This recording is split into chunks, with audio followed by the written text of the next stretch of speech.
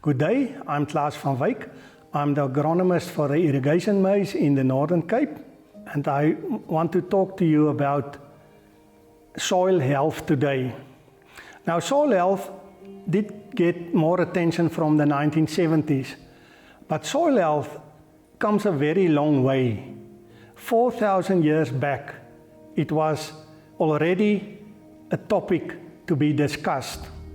When Moses sent the spies to Canaan to investigate the land, he gave them specific orders, and one of those orders was, go, look at the land, see if it's good or bad, see if it's there's forest, and then you bring some of the fruit back to us.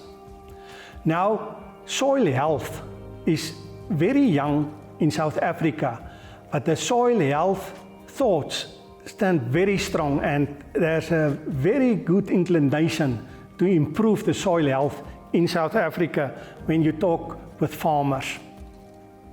Now, soil is where the lithosphere and the atmosphere join. It's full of life and is a biological entity on its own. Now, there's two terms, namely soil health and soil quality, and we mustn't use it interchangeably. Soil quality is used for the functions of the soil, and soil health shows us that the soil is a living entity on its own. Now, the definition of soil health is if the physical, chemical, and biological conditions are in balance. But you can't measure soil health directly. You have to make use of indicators. Now, these indicators, they must be easily measurable, reliable, and they must be sensitive enough to pick up any difference that may occur with different uses of the soil. Now, the organic material in the ground is the smallest part and consists about 1.5 to 2% of the soil. But it is of utmost importance because human health, plant health, everything on earth is dependent on that little small part.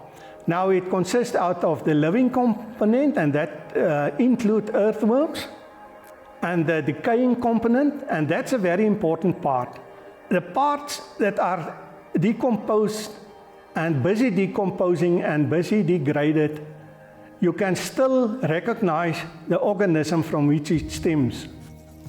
The third part is humus. Now, humus is the parts and leftovers when the microbes have finished with the decay process. Now, humus is very stable. It can be stored for, I'm not so old, but they tell me it can be stored for 1 million years or more. Now, humus has the ability to store nutrients. It can store the cations, the positive and the negative. And one example of a negative anion is sulfur. And only compost can do that. Clay can't do it. So humus in the soil is very, very important. We can't change the structure of the soil. If it's clay, it will stay clay. If it's sand, it will stay sand. But we can manage the organic material and, in that sense, the carbon content of the soil. And if we look at the fact that the organic material consists about 58% of carbon and 42% out of nitrogen, oxygen, sulfur, and phosphate, then you can see the importance of the carbon. Therefore, it's not possible to discuss soil health without the discussion of the contribution that carbon do to soil health. Remember, the more things change, the more they stay the same. 3,700 years ago, Moses already knew the importance of soil health. Thank you very much.